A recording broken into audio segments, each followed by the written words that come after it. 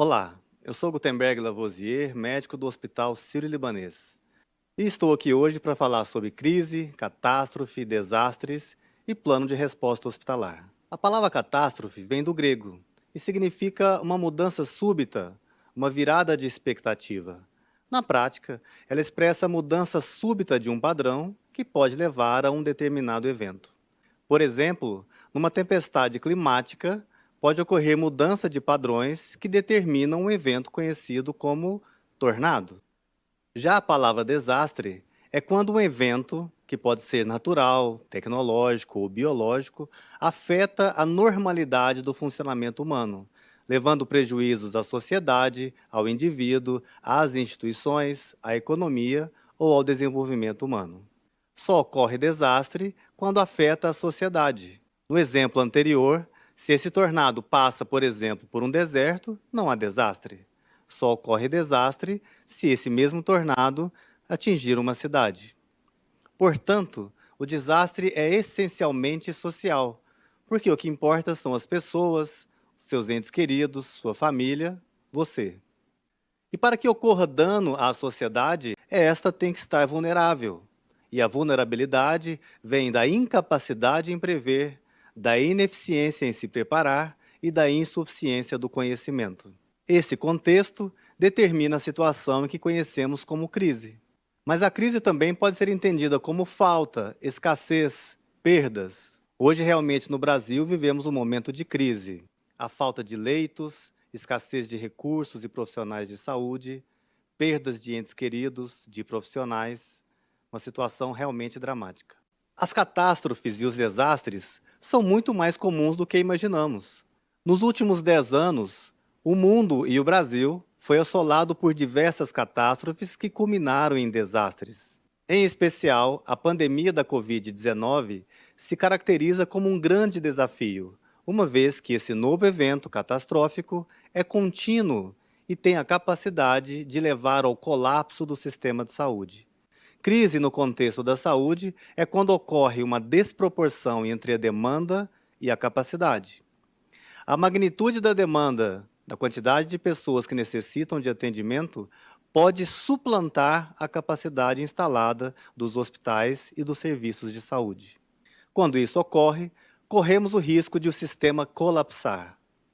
Portanto, para enfrentar adequadamente uma crise, é necessário passar por 4 fases: prevenção, preparação, resposta e reconstrução. Para todas essas fases, é necessário o trabalho em equipe, integração entre órgãos, instituições e sociedade. Só assim conseguiremos dar uma resposta adequada à crise. Para uma melhor resposta à crise, é necessário um plano de resposta hospitalar, técnica e conhecimento e muito entusiasmo. Com um plano de resposta hospitalar, técnica e conhecimento sem entusiasmo, nossa resposta será lenta, monótona e ineficiente. No entanto, gerenciar a crise somente com entusiasmo, sem técnica ou um plano de resposta hospitalar, nossa resposta poderá ser catastrófica. Dessa forma, somente com o esforço de manter o entusiasmo, baseado em conhecimento técnico e um plano de resposta hospitalar, poderemos enfrentar essa crise de forma adequada. E, portanto, tentar adequar a nossa capacidade à crescente demanda da Covid-19. Assim, o plano de resposta hospitalar deve prever a formação de um gabinete de crise, o gerenciamento diário de um gabinete de crise, a expansão intra-hospitalar de áreas do hospital destinadas ao atendimento de pacientes vítimas de Covid-19, a expansão do número de profissionais e dos recursos necessários para o devido cuidado. Muito mais do que leito, os hospitais precisam fornecer cuidado. À medida que a expansão dos hospitais e da rede progride, há a possibilidade de que o padrão de cuidado regrida. Preparar os hospitais com a expansão da capacidade instalada não necessariamente se refletirá na expansão da capacidade de cuidado. Portanto, é preciso pensar em níveis de expansão hospitalar e em níveis de padrões de cuidado. Os hospitais têm a capacidade de expansão em torno de 20% a 100% do que já está instalado. Dessa forma, sairemos de um padrão de cuidado usual para um padrão de cuidado de contingência. Por isso, é fundamental capacitar as equipes, treinar os envolvidos, fazer um gerenciamento adequado do recurso para evitar ou retardar o colapso. Várias estratégias de expansão da capacidade incluem um programa de gestão de leitos, um programa que preconize a alta segura, a otimização do tempo médio de permanência para promover um melhor giro do leito e utilização do recurso, assumindo a capacidade do hospital em expansão de cerca de 100%, e, sob contínua demanda de pacientes com Covid-19, será necessário acionar um novo nível do plano de resposta hospitalar com a integração regional. Somente com a integração regional entre hospitais é possível aumentar a capacidade instalada em até 300%. É fundamental definir o perfil dos pacientes leves, moderados, graves, críticos e definir o perfil de hospital ou instituição ou sucedâneo que irá atender esse perfil de pacientes. Aqui, podemos lançar mão dos hospitais de campanha, dos hospitais da rede privada, de policlínicas ou de outros serviços de saúde. Hospitais com maior complexidade e maior expertise atendem pacientes com quadros graves e críticos de Covid-19. Hospitais de menor complexidade e menor expertise na condução dos pacientes graves se atentam ao cuidado dos pacientes com casos moderados. Para uma melhor resposta frente à crise, em resumo, é necessário um plano de resposta hospitalar, envolvimento das equipes, um gabinete de crise estruturado, com gerenciamento diário do gabinete de crise, um plano bem definido de expansão hospitalar, um gerenciamento adequado do leito, com otimização do tempo médio de permanência, estratégias para ampliação da capacidade, uso dos recursos extra-hospitalares, perfilização dos hospitais e dos pacientes e, fundamentalmente, o uso racional do recurso. Nem todos, infelizmente, poderão receber os recursos. O que fazer? O sistema de triagem, por exemplo, deverá ser utilizado para salvar o máximo possível de vidas, anos de vidas e capacidade de vida. A triagem de realocação de recursos é difícil, é dramática e deve ser utilizada no momento em que houver a escassez do recurso ou a proximidade desta escassez. Com um plano bem desenhado, bem executado, é possível proteger os hospitais, a sociedade, os profissionais da saúde, o indivíduo. Agradeço a atenção, um forte abraço a todos. Olá, meu nome é Marcelo Pedreira, eu sou médico do Hospital Sírio-Libanês e hoje eu estou aqui para conversar com vocês um pouquinho sobre como funciona um gabinete de crise.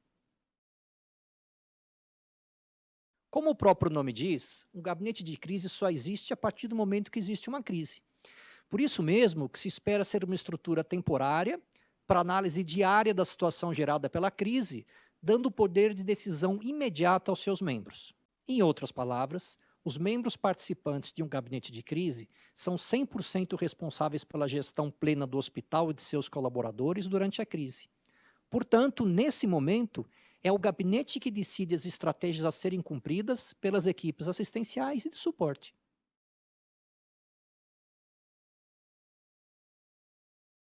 Por ser uma estrutura organizada, cujo controle é fundamental para o seu bom funcionamento, um gabinete de crise deve ser coordenado por uma pessoa cuja liderança seja bem aceita pelas áreas gestoras do hospital.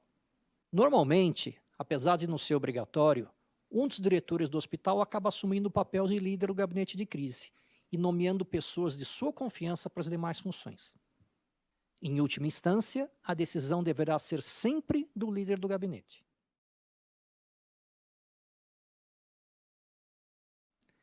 Preferencialmente em uma sala exclusiva para as atividades do gabinete e de tamanho adequado, com uma boa parede para colocação de quadros informativos e um bom sinal de celular.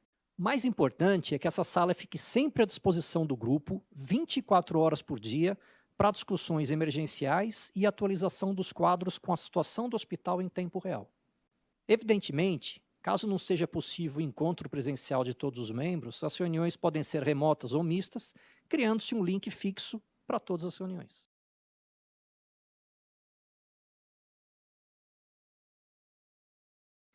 A dinâmica é a seguinte: logo pela manhã, os membros do gabinete de crise precisarão ser atualizados da situação em que o hospital amanheceu e decidirem quais as ações imediatas a serem tomadas para corrigir problemas ou mesmo evitá-los.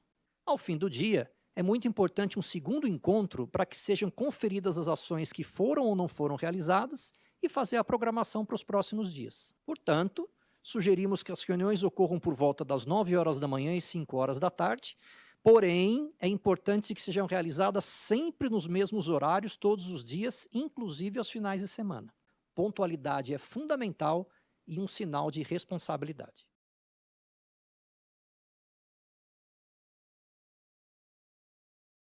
É claro que se as decisões envolverão todo o hospital, as áreas básicas deverão estar todas representadas. Geralmente, não é necessária a participação de mais de um representante de cada área. Vejamos agora um exemplo de um organograma simples e fácil de ser montado. Quem assumir a posição de comando é quem vai organizar as discussões e decidir em última instância. Para esta função, geralmente sugere-se um superintendente do hospital, um diretor técnico ou mesmo um diretor clínico, ou qualquer outra pessoa que exerça uma liderança sobre as demais áreas. A área de apoio contará com pessoas que tragam as informações dos leitos do hospital, evidentemente aqui a participação do NIR é fundamental, e pessoas também que auxiliem na tomada de decisões. Por exemplo, além do pessoal do NIR, um responsável pela estatística do hospital também é uma pessoa interessante para compor esta área de apoio. Uma outra área muito importante para o gabinete de crise é a área de comunicação, tanto interna quanto externa. É essa pessoa que traz e leva informações relativas às decisões do gabinete de crise, tanto para o público interno quanto para o público externo. Caso o hospital disponha de um assessor de comunicação, é esta pessoa a indicada para assumir esta função.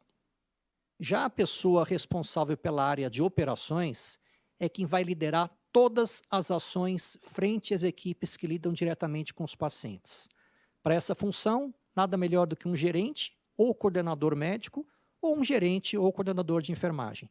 É essa pessoa que levará todas as informações decididas no gabinete de crise para as áreas assistenciais e de suporte. A logística é um ponto absolutamente importante para se ter controle no gabinete de crise. A pessoa que ocupará esta função é quem vai liderar as ações necessárias para todo o apoio à área de operações. Neste momento, é importante que essa pessoa detenha as informações relativas à farmácia, SADT, almoxarifado, nutrição, segurança, engenharia clínica, ou seja, tudo que dá o suporte necessário para que o hospital continue operando durante a crise. Importante também que tenhamos do gabinete de crise uma pessoa que tenha os conhecimentos da área administrativa e financeira do hospital. É essa pessoa que será responsável por garantir os recursos humanos e financeiros e precaver-se para as possíveis variações que poderão ocorrer durante a crise. Nesse caso, se disponíveis, um diretor administrativo ou financeiro ocupará muito bem esta função. Por fim, é importante que tenhamos uma pessoa responsável pela área de planejamento no gabinete de crise. É essa pessoa que apresentará os dados epidemiológicos da crise e trará os levantamentos de necessidades relativas a protocolos, fluxos e interfaces com a rede. Neste posto, um chefe da CCIH, um diretor clínico, uma pessoa responsável pelo núcleo de educação continuada do hospital, será muito bem indicada e poderá contribuir muito para o gabinete de crise. O gabinete é o local ideal para a criação de um plano de resposta para a crise, ou seja, o hospital avalia seu poder de ação diante dos vários graus de risco e dificuldades que irão aparecer. Por exemplo, o gabinete de crise tem o poder de realocar pacientes dentro da rede do próprio hospital, redistribuir leitos e equipamentos, agilizar o processo de giro de leitos, contatar membros do governo e até mesmo de outros hospitais da rede. Lembre-se sempre que a gestão firme da situação do hospital é sempre a melhor garantia para o sucesso. Agora, para sabermos como gerir os dados da melhor maneira possível dentro do gabinete de crise, eu os convido a assistir meu amigo Jean. Muito obrigado. Olá, sou Jean Kleber, especialista de processos do Hospital Sírio-Libanês. Neste vídeo falaremos sobre uma ferramenta essencial para o bom gerenciamento do gabinete de crise, o GDGC. O GDGC nada mais é que o gerenciamento diário do gabinete de crise. Ele trará informações relevantes e pertinentes para o bom controle da crise. É uma ferramenta muito simples, porém muito eficaz, baseada no sistema de gestão à vista. No vídeo sobre gabinete de crise, sugerimos uma sala para as reuniões. Nesta sala, sugerimos colocar como gestão à vista todos esses painéis que veremos a seguir. Este é o layout do GDGC. Notem que todas as informações ficam uma ao lado da outra, o que é possível fazer vários links e ter vários insights. Mas este é assunto para o outro vídeo. Vamos focar sobre o GDGC. O primeiro item, a equipe do gabinete de crise. Nela, temos todas as informações sobre os representantes que devem estar presentes nas reuniões. Logo ao lado, temos a demanda, que são a quantidade de vagas solicitadas para o hospital, tanto de Covid quanto de não Covid. Ao lado da demanda, temos os espaços, que são os leitos, basicamente a taxa de ocupação do hospital, separada por áreas. Ao lado do espaço, temos a planilha de equipe, que é extremamente importante controlar, pois sabemos que no início do ano passado, e até mesmo agora, temos tido bastante afastamento de profissionais.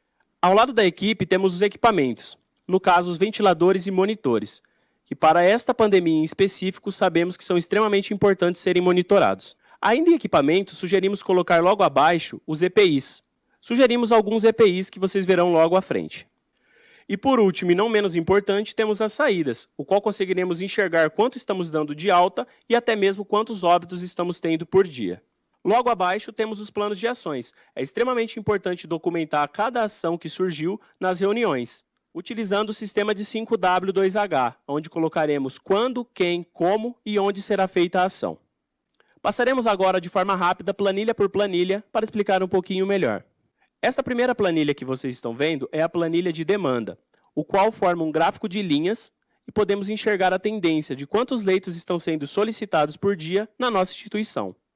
Sugerimos usar duas cores, o vermelho para a Covid e o azul para outras patologias. Desta forma, se enxergarmos que a demanda Covid está aumentando, em contrapartida não está tendo tanta demanda de outras patologias, talvez seja o momento de aumentar os nossos leitos Covid, pois está próximo de um colapso. Aqui, estamos enxergando a planilha de ventiladores e monitores. Podemos controlar de várias formas. Não se apeguem ao layout. O importante é a ideia por trás. Neste exemplo, estamos controlando unidade por unidade de ventiladores. O vermelho significa que o ventilador está ocupado, o verde que ele está disponível, o amarelo que ele está em manutenção e o preto se tiver algum outro problema. O X significa uma possível data de liberação deste equipamento. Então, a gente consegue enxergar e entender quando teremos e quanto teremos de ventiladores disponíveis em cada data. Caso o hospital tenha muitos ventiladores e monitores, não é necessário monitorar um por um. Pode ser feito em blocos, como neste exemplo, onde colocamos todos os ventiladores e todos os monitores em uma única planilha. E aí controlamos como está a taxa de ocupação baseada em um percentual. O famoso sistema de Kanban, muito conhecido já no sistema Lean. Neste exemplo, menos que 50% de ocupação fica verde. De 51 a 89 ficaria amarelo e acima de 89, vermelho. O ideal é trabalhar no verde, mas sabemos que em algum momento teremos uma ocupação maior. Então o sinal de alerta é o sinal amarelo. Lembrando, não é fixo esses percentuais. Cada hospital pode customizar e deixar o que melhor lhe atenda. Já neste outro exemplo, temos um controle de monitores ou de ventiladores por área. Dessa forma, conseguimos enxergar qual área já está com sua ocupação no máximo e talvez transferir ventiladores e monitores de uma área para outra. Esta é a planilha de controle de EPIs. Na linha vertical, temos algumas sugestões de EPIs para serem monitorados. E na linha horizontal, temos os dias do mês. É extremamente importante fazer um controle de cada item. Sugerimos alguns itens como máscara, viseira, face shield, luvas ou até mesmo medicamentos, caso o hospital opte por fazer esse gerenciamento também. Aqui também trabalhamos no sistema de Kanban de cores, definindo percentuais para estoque verde, amarelo e vermelho.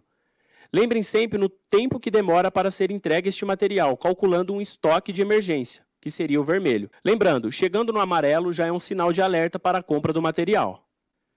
Esta é a planilha de equipes. Bem simples também. Separadas por área, temos todos os profissionais daquela área. E essa equipe está completa, preenchemos de verde. Caso a equipe não esteja completa, de vermelho. Mas também podemos criar ranges. Até 90% da equipe verde, de 90 a 80 amarelo e abaixo de 80 vermelho, por exemplo. Agora vamos falar um pouquinho sobre a planilha de taxa de ocupação. Um indicador que o hospital já conhece muito bem. É basicamente igual à planilha de ocupação de ventiladores, porém aqui falaremos sobre a ocupação dos leitos. É interessante separar por leitos de UTI e leitos de enfermaria. e, se for o caso, controlar enfermaria COVID, enfermaria não COVID, UTI COVID e UTI não COVID. Quanto mais informações o gabinete tiver, melhor será o gerenciamento da crise. E, por fim, temos a planilha de saída, o que mostra a quantidade de altas que estamos dando na nossa unidade, óbitos e até mesmo transferências.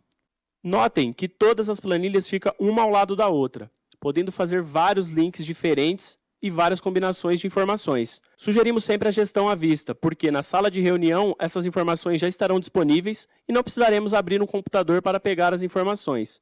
Com a simples folha de papel e canetas coloridas, podemos fazer uma boa gestão da crise. É claro, precisamos coletar as informações. Não esqueçam de documentar os problemas no plano de ação. Todo problema precisa ser resolvido. Uns com mais prioridade, outras com menos. Isso pode ser definido através de uma matriz de esforço e impacto. Sugerimos que, caso o problema não seja resolvido em 24 ou 48 horas, seja escalonado para o comando, para que ele possa ajudar a equipe a tomar as decisões corretas. Veremos agora mais alguns insights com meu amigo Daniel Meirelles. Olá, sou Daniel Meirelles, especialista de processos do Hospital Sírio-Libanês. Neste vídeo falaremos sobre o dashboard que será disponibilizado para vocês que realizaram a tutoria com a nossa equipe. Vamos lá! Este painel ele traz muitas funcionalidades. Ele traz aqui um filtro de período. Aqui você pode fazer N seleções. Ele já tem algumas coisas setadas, como quero filtrar o mês passado, este mês agora, este ano. Tem N opções aqui para você brincar. Esse dashboard nós dividimos em 3 categorias: demanda, internações, ou seja, entradas, saídas, entre alta e óbito, e taxa de ocupação.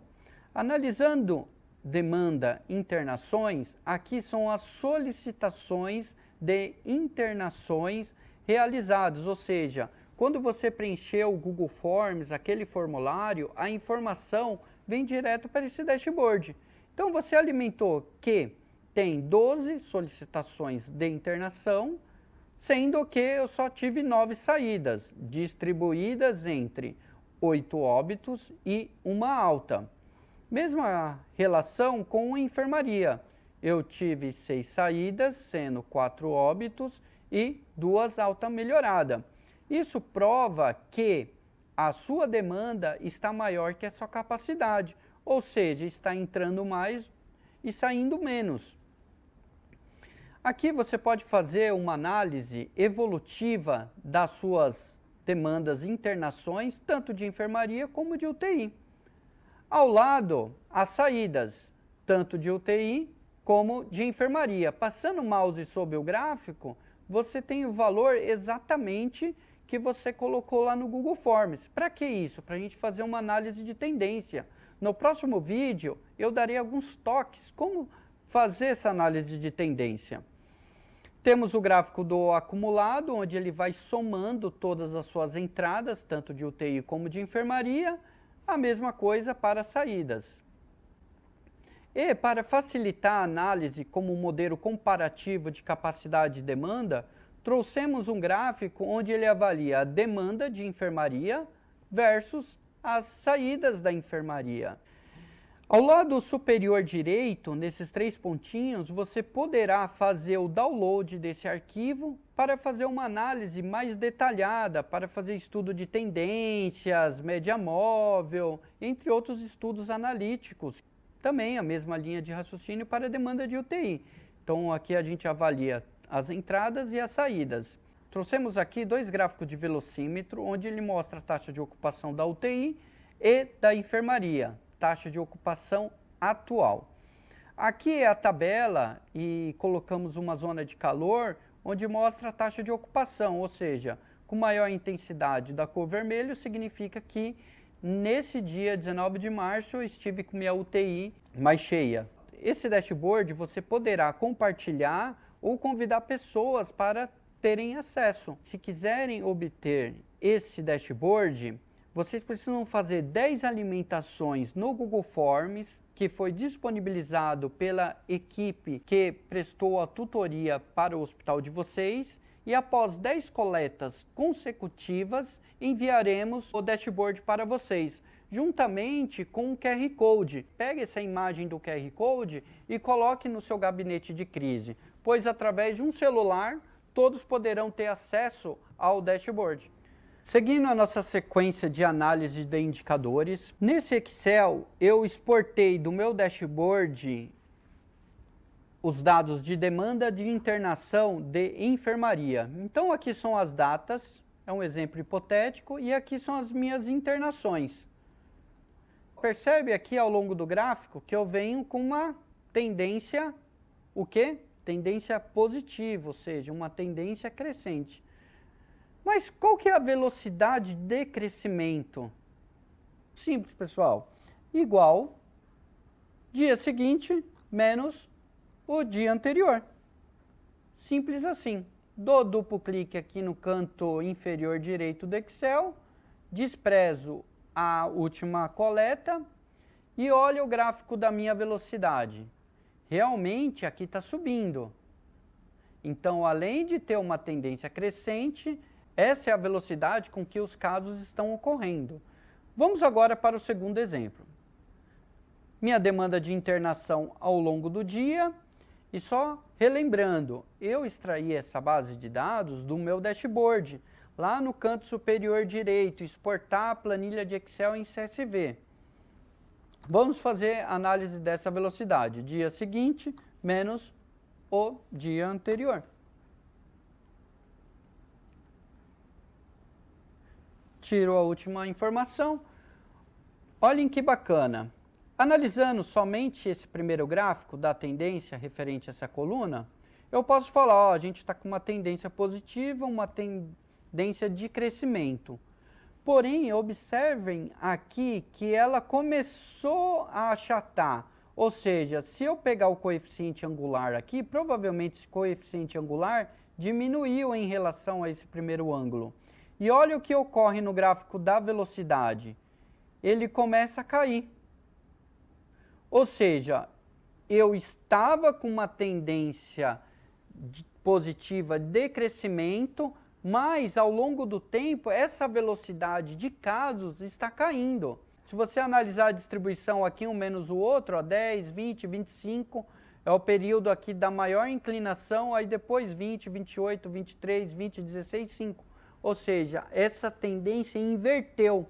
Se eu projetasse isso daqui a um mês, ele tinha uma tendência para cair, para fazer um cone, né? Como se fosse uma distribuição normal. Vamos agora para o exemplo número 3. Tenho uma demanda de internação constante. Isso eu nem preciso calcular. A velocidade um menos o outro vai dar zero. A mesma coisa da aceleração.